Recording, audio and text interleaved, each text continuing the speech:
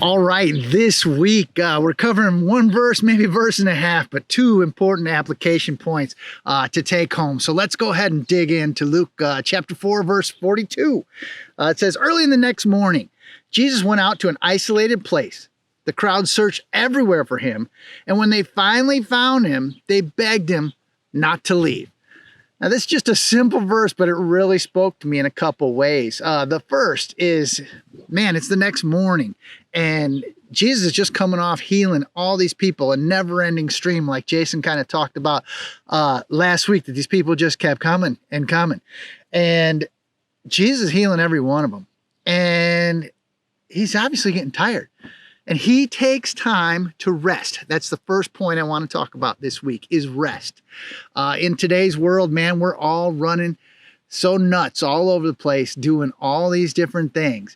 It's important here that we notice that Jesus modeled rest, taking the time to get away from these crowds. This brought together a mental picture that a friend of mine talks about a lot. He always says, you know, my life is like I got a whole herd of chihuahuas chasing after me, just nipping at my heels all the time. And once I shoo one away, another one comes in and takes its place. And that to me is such a great image of life in our world today. Just that things just keep coming at you. And once you get rid of one, another one takes its place. So you cannot tell yourself a lie that says, when I get everything finished, I'll take some time to rest, because it just doesn't happen.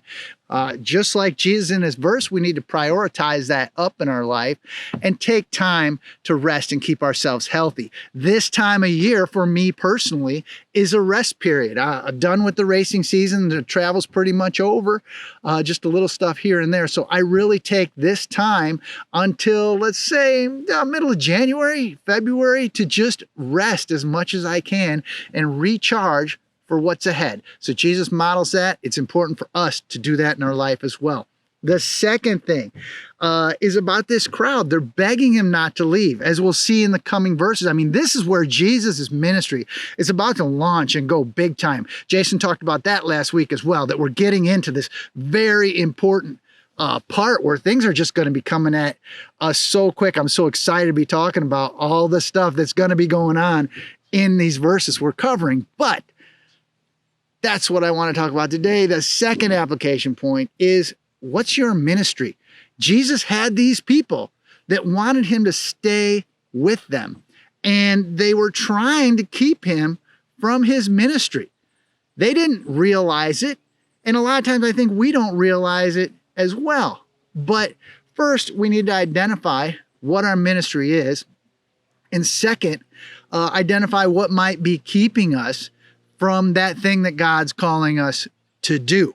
For me in my life, when I came to Christ, it took me 46 years to figure it out, but God put it on my heart pretty quickly that my personal ministry was just to help anyone I can in this world figure it out quicker than I did.